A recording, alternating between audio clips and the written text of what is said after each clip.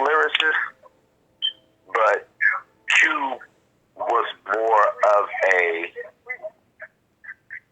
I want to say almost like a character lyricist. You know what I mean? Like Q personified gangster to the utmost. Like you looked at Q, here's what I'll say. You looked at Q like he was hard. You looked at DOC like he was raw. Yeah, I agree with that. You know what I mean? It's almost like the comparison between how people throw, kind of put Big Daddy Kane and Rakim kind of like in the same type of category in a way. They both used to be, they was lyrical wizards. But why is Rakim so much of the hands down GOAT? Why is he more in the GOAT conversation than anybody else? And why ain't my boy Big Daddy Kane mentioned in a lot of those conversations? Because Big Daddy Kane is one of the fiercest lyricists ever. Depending on what age group you're talking to. The youngsters have no idea on Big Daddy. No, they have no idea. They have no idea. And if they took some time and did some research on Big Daddy Kane, they would love that dude because the boy was vicious. You know what I'm gonna tell you? What I'm gonna tell you is it's kind of like Kane passed the torch to Jay, and Jay is where Kane would have been. Okay. If the platform was there for Kane to benefit like Jay had. Like, you know what I'm saying? If they was with the like Jay as the Kane new generation, the new generation. Exactly. Kane. Exactly. So, but let's go back. Let's go back to the lyricism. The MC8, because we started with MC8 and Ice-T. And I told you Ice-T, I think Ice-T was a better lyricist. But now that we've been talking about this, cousin, I had a time to start thinking. You might be right.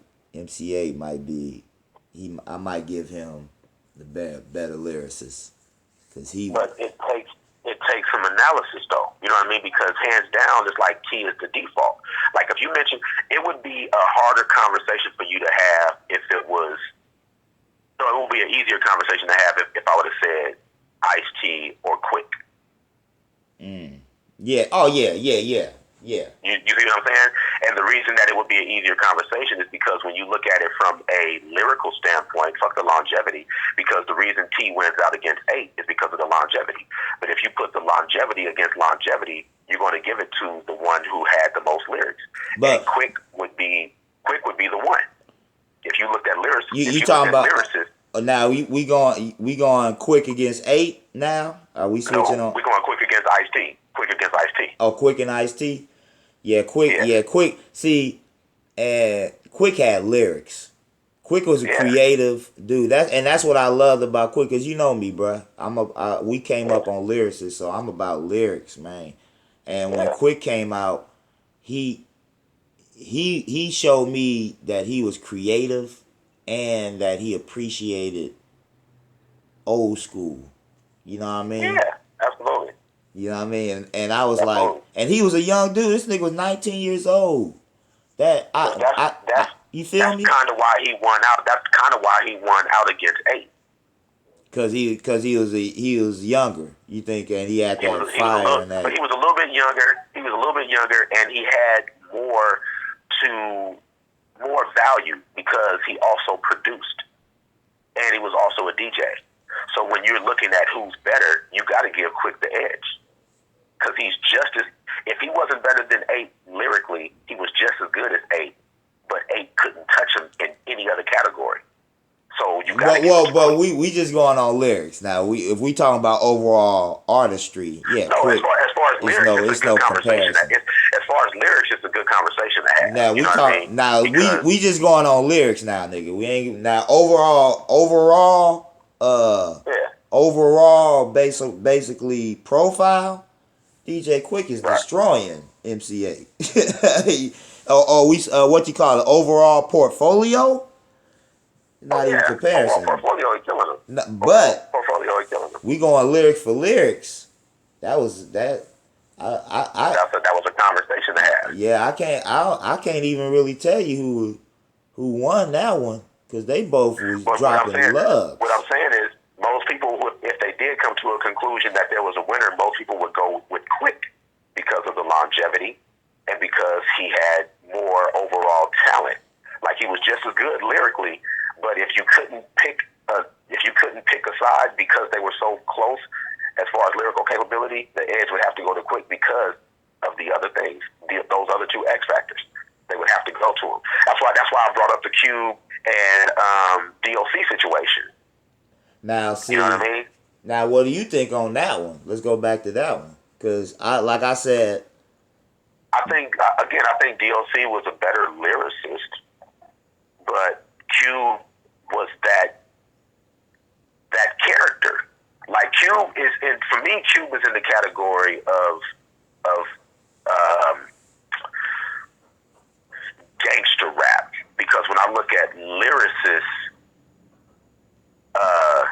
he was a lyricist too, though. No, he was still up there. He's definitely in my top 10 for sure. You know what I mean? But only because after my top 4 or 5, the playing field kind of gets leveled, and then these X factors start to come into play. Cube, you know what Cube did too? Cube was a visual artist too. He gave you Cube visual. Cube wasn't going to be too complicated. Dude, you would never hear Cube. You would never hear Cube spitting like DOC did on Whirlwind Pyramid. Nah, because they had, but it's even though Whirlwind Pyramid wasn't gangster, that shit is one of the hardest songs because that nigga was spitting lyrics and he was spitting that shit fast as fuck. What I'm saying at the end of the day is that for me, shit like that is what gives DOC the edge, because he could do some shit that Cube couldn't. Dude, let's take I think he could do anything that Cube could, but I don't think Cube could do anything that DOC could. Cause I'm trying to think the fastest I ever heard Cube rap. Probably on Grand Finale. He rap fast on Horny Little Devil too. Yeah, he did. Looking at my girlfriend's black skin. You want to jump in, but you don't like white men. Woo. Well, it was fast for Cube, but not fast. Nigga, it was fast for Cube. Now, because Cube always rapped kind of like a very monotone. Yeah, he was.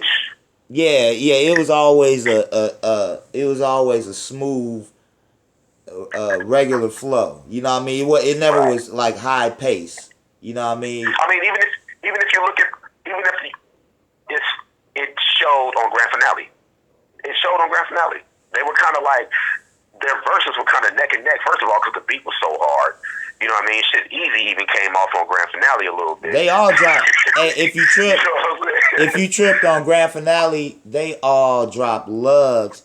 And the story I heard was that like the verse we heard Q drop wasn't the original verse he had. Like he had dropped. He had to write another one. Yeah, he had to write another one once he heard DOC shit. And it was something like he came back in late night or early in the morning and dropped that one.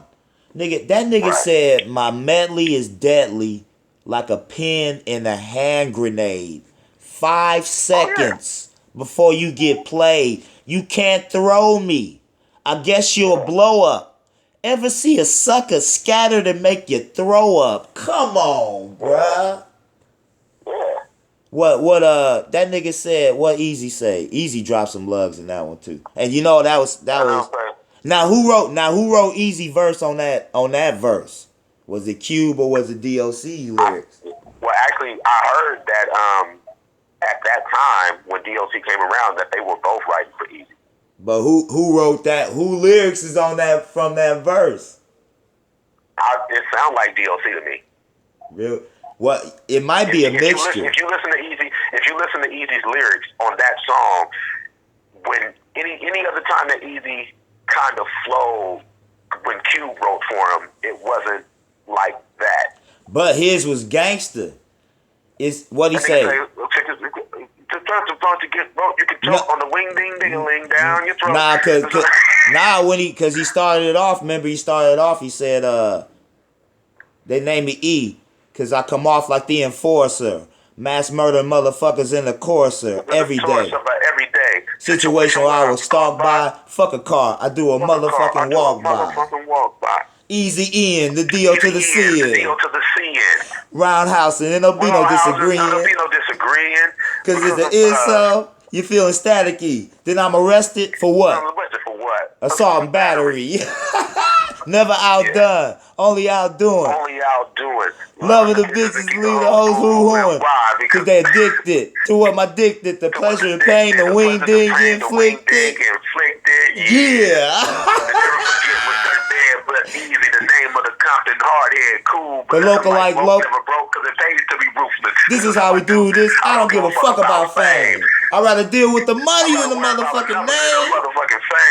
Give me pen and then rap. Cause all the other bullshit without money ain't jack. Easy, but not that easy.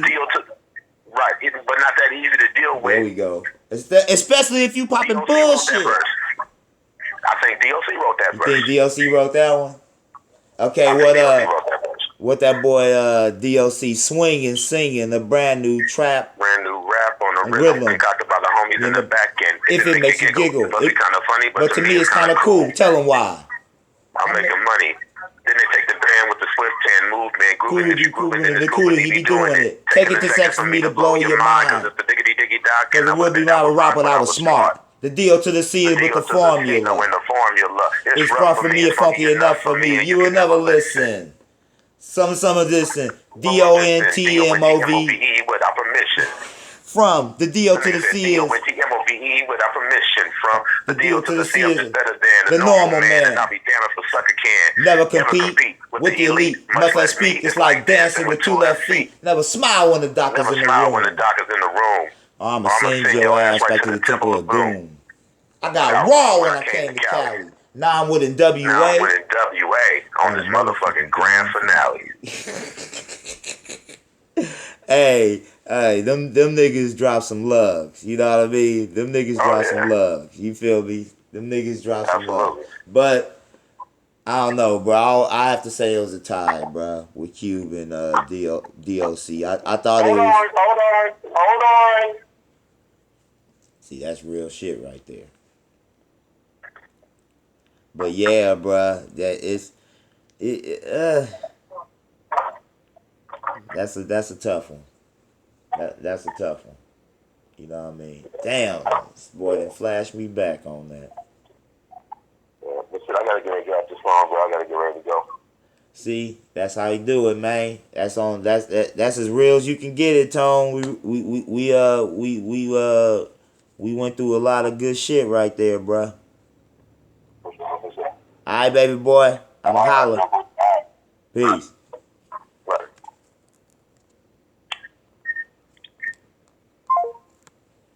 See, that's how you do it.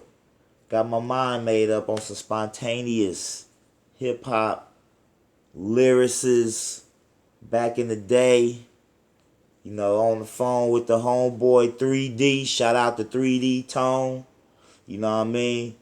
And you know, this I wasn't even planning to do this, but it just show you how when you get real, it's just so beautiful, man. How it can just come out. Cause me and my boy, and just how lovely hip hop is.